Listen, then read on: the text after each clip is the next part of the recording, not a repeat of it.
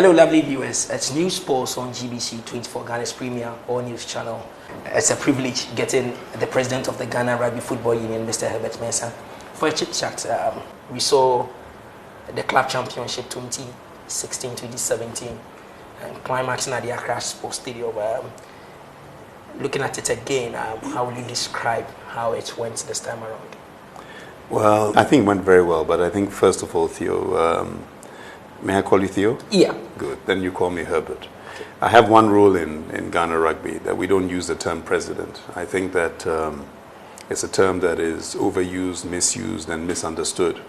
Everybody these days wants to be called president, and I find that peculiar. I think that to be head of an organization, great.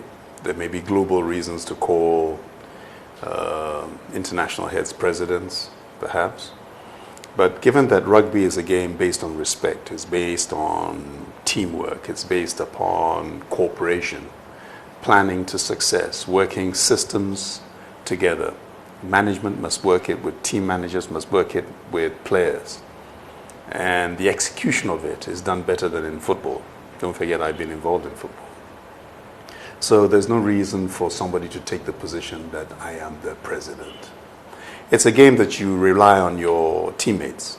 You fall, you go for the ball, there's a scrum, there's a ruck, there's a maul. Your body parts are tangled with others with lots of strength, lots of aggression, whilst trying to keep a cool head. So you're all equal, you know. So that's something that since I got involved in rugby, we don't use the term president. Okay, we may give respect to one another and say sir or Mr. Mensah or whatever else may be, but we try and create an atmosphere of respect amongst ourselves. And I think that leads us into the championship this year, that we sat here a year ago and we spoke about the tournament having improved in quality from the year before and the year before. And I think so this year. I think injuries were at a minimum. The quality of play has improved massively. We saw levels of physicality that I've not seen in the 2.5 years or so that I've been around. We saw fitness levels which have improved rapidly, although again, not quite where I want it to be. I want Ghana Rugby to have levels of fitness that are global. And don't forget, rugby requires greater levels of physical preparation, physical fitness than football and even athletics. So that's what I'd like to see. But the quality of the game was impressive. And I think we have to take our hats off to the players of all the 4 teams who reached the semi-finals and the finals, and all the 10 teams that decided to participate this year. It's a game of sacrifice, and you saw it on the pitch. At the end of the 80 minutes plus injury time, nobody left anything on the pitch. Everybody had given 1,000%. And that was what was good to see, because in our position, it is not to follow a championship and to support a side. It's the development of the game in the country. So watching so many people involved in schools development, getting into rugby programs, seeing so many people involved in the game this year, especially those from St. West, Cape Coast Central Region, they were fantastic. Some of them started playing rugby just this year. And to reach the playoffs as they did this year was extraordinary. And the final, I was there, you were there. The contact points, the attacks at points of breakdown, the scrimmaging, the formal set play, gives one hope that this very technical game, that Ghana in fact is moving to the point of being able to say that in 2-3 years' time we will be continentally competitive and be able to maybe start entering the World Sevens tournament which goes round. So I'm very happy indeed. Last year, when we finished with the championship, our MVP had opportunity to ply his trade outside. Yes. Since then, I've been thinking, as the chairman, or let's say as the leader of Ghana Rugby, is that the way you wanted it to go, or you feel there is more that we can be done? You know, when I was involved in football, I was very concerned with players, as you know. They're far more important than a lot of the administrators. They have a job to do, but the players play it at the end of the day. So you're always concerned about their injury, their welfare, and what they do after football. It's sad to see all players without jobs to do, begging, going around. Rugby is a little different. The players are from humble backgrounds, and so I am very concerned that they can, on the first level, get jobs, which we've done. We've entered into the economic empowerment of a lot of the rugby players, and we've made sure that a number of them are employed. So we try and encourage businesses and people to give them day jobs so the artisans can work, the plumbers, etc. And then we're preparing them mentally for the game. So we've come an awful long way. And you're talking about Hamza. I was with him 2 days ago. I arrived from the UK just yesterday. So it was great to see him trying to adjust in his first year. We spoke at great lengths. I think he's seeing that a lot of what I was telling him is the way forward. He's now realizing it. We've been very lucky because with the winners this year, Conquerors, who virtually did not have a point scored against them until the final, the whole year. Yeah. There's a Zimbabwean coach, Dallas, who is bringing structure and purpose to their game. And I think that when you look at some of the players, I mean, we've got extraordinary players in Ghana Rugby. I mean, the captain of Ghana Rugby plays for Cosmos Ako. He's there with players like Sani, who played very well on the day.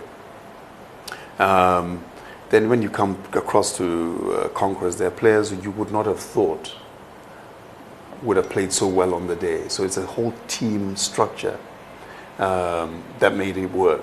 So a player who has been a substitute for much of the season was one of the MVPs. This year we've chosen 2 or 3 really to take that title. And Razak, the older Razak who played scrum half, he came on. He was not due to play. He played an extraordinary game in terms of distribution, breakdown, tackling at the point was fantastic. Kelechi was another player who was a center last year. He played in the back row this year. Watching him play, knock people over at the game, break them down. So you'd have thought about Alex, who always plays well. Now you have people like Kelechi playing extraordinarily well on the day. So the new coach has taken players out of place and said, look, Theo, you should play here, not here. And is working very well, which is the sign of a mature coach. And we're trying to get the same approach to the other clubs, like Cosmos, which is the biggest club. I mean, they did not win, but there are players, the captain, who is the captain of the national team, Marco, is an inspirational player, as you know. We would like to move him from there back into number 2 or somewhere for the national team. If he can get his fitness levels up, that's the challenge, because now Conquerors have set the bar this high. Sani played very well, playing in at number 10, but maybe we need him back at number 9. We need to play around. Akumba had a tough time. I love that boy so much, but he's very, very enthusiastic. He doesn't mind the type of opposition he wants to play. He plays, he tackles, but he's now at Tech, so he finds it difficult to train with Cosmos every week. And it showed that he was fit. You could see he was a few kilos lighter, so he was sharper. But Conquerors brought mass and physicality to the game. So you saw the first contact, he went down. I actually had to rush onto the pitch. I was very concerned for him. So the game is stepping up. And if I take the period that I've come in, the game has moved on. We've now got players of physicality. Look at Ken Autry at number 1. Strong boy. He's learning to use his strength. Look at Aminu playing at 4'5". Is now what, he's 6'5", 6'6", who's using his power and his strength a lot more. So we're trying to get them to understand that rugby is about controlled aggression. But when you get in there, use it, control it, push it, play it, know that there's somebody playing with you. So we're looking at combinations of players. And what we're trying to do from my position, sitting in the executive, is trying to get all the clubs to play a Ghana rugby. I mean, I'm a great fan of New Zealand rugby. I'm sorry to all my friends in South Africa, etc. But I just love the way that from schools level right up to national level, the coaches understand that there is a New Zealand way of playing rugby. So even when great players go, new ones come, the system is exactly the same. And you're excited. You see Bowden Barrett come and you wonder, wow, where did he come from? You know, and he does it just as well as the great Dan Carter who was there before. And that's what we want to see. So the player commitment has improved massively. Getting into rugby has. We've empowered a lot of the players economically. We have 8 or 9 players who are now employed, getting involved and getting into rugby. St. Rest Rugby with Captain Black, he is the coach of the year for me. He didn't win, he didn't have a team in the first seconds, but he is the coach of the year. He has developed rugby in St. West to a point that all we have for him is massive admiration. Perfect? No. But in terms of what Ghana rugby needs, definitely, and he's part of the caucus of Ghana technical people going forward. So for me, there is massive excitement when I look at the development. It is work in progress. We have to win in April, May this year. We have to win well. But you know, rugby is a game that even when you lose, if you lose well, it doesn't matter because you're coming back. You can't give up. One player cannot give up. On the day the ball is not round, it can bounce either way. On one day, the referee will interpret the game differently. You notice in rugby, we don't argue with the referee. We simply go back and we take it again. That is the respect that rugby is all about. And that has come in. You notice we're not fighting anymore. We're not attacking people anymore. So the game is a lot more disciplined. And Ghana is saying, if this is the way rugby is played globally, we in Ghana are also learning to play the game globally. Maybe we didn't start at the age of 5, 6 like you did. We're starting at 15, 16 to 20, but we are so enthusiastic about it that we will do as well as anybody else. So we come April, May to this tournament. I don't know whether we'll win or not. I'm one of those who plan for the best or plan for the worst and give our best. I'm not an overconfident person who says, oh, this one we're going to win easily. You remember from Kotoko days, I never did that. So now, a little break.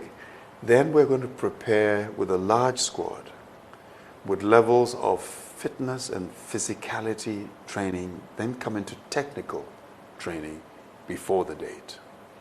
I want us to be at least 80% as sharp as any Premier League province anywhere in the world. You know, I want for 2018 to be as fit as the Springboks, as the All Blacks, as the English, who are now number 2 in the world. We may not be as good as them, but we should be as fit as them. There's no reason why you cannot be as fit as the next person. You may be not as tall as somebody or as fast as somebody, but you should be able to be as fit as somebody, you know. And I think that's the challenge. Well, so currently you've given us that breakdown. You talked about you taking enough players to start the process. How many have you penciled down so far, or the technical team whispered to you about we need 50 players to start this whole and then select at the end of the day? Because one thing I found with the national team, there is no player or position that has been reserved for anybody. You justify why you need to be in the national team. So how many players are you looking out to start this? I think that's an important question, Theo, and we've changed it. You know, rugby's 15 aside, you take a squad of 25. I'm looking at them taking probably around about 40 players. I may even add a few. We have the technical team, but since I played at a very high level, I have a very keen interest in what they do. There are players who will be ready for 2018. Okay. We've got Commonwealth Games, Brazil, Australia, 2018. I'm thinking already that far. There'll be players who are at their peak now, who may be too old for 2018, but who are not good, and the others who are too young and not good enough to make the squad now. But we need to integrate the process so they're part. We need to look at them and look at their characters. Because for me, sports, rugby is very much like my other favorite sport, boxing. It's a character issue. Winners are made not from natural talent, but by character. Who's prepared to dig in when the odds are against you? Who's prepared to fight when it seems as though you're going to lose? Whose instinct, based upon training and discipline, can take you to the next point? So we are now assessing the characters of everybody in Ghana Rugby. And as you rightly say, there is no position for anybody. It's up to you to prove, to come, and then to see whether you are a team player. You can work combinations with others.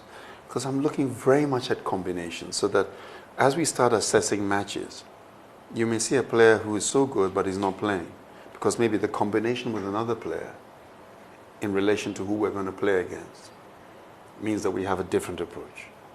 We may have to go into some big matches with a far more defensive attitude. So you might start playing players who are very good in terms of defensive work and can play with others in terms of working with others as combinations to get victory. So we're having these kinds of discussions. Myself, Captain Black, Coach Dallas, the Zimbabwean who will head it, and Dan Hopp, the expat, who I love and respect so much. You know, he went to Togo last year. He's got a wonderful character about him, and he provides an experience that we don't have in terms of playing and the little quiet word to the technical people. Let's talk about this project we have. Ghana is hosting it for the first time, the West Africa Cup, the West 1D or D1 West.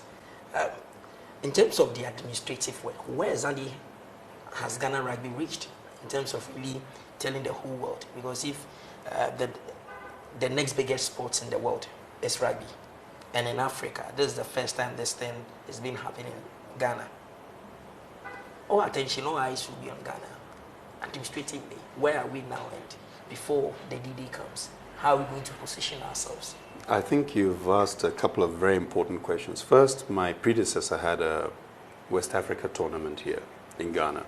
This is different because you're rightly saying that Africa Rugby, World Rugby have changed the structure. So in the changed structure, this is the first time we're having here. Now, you talk about administration. Ghana Rugby at the moment is at the top in terms of Africa's rugby's perception of professionalism.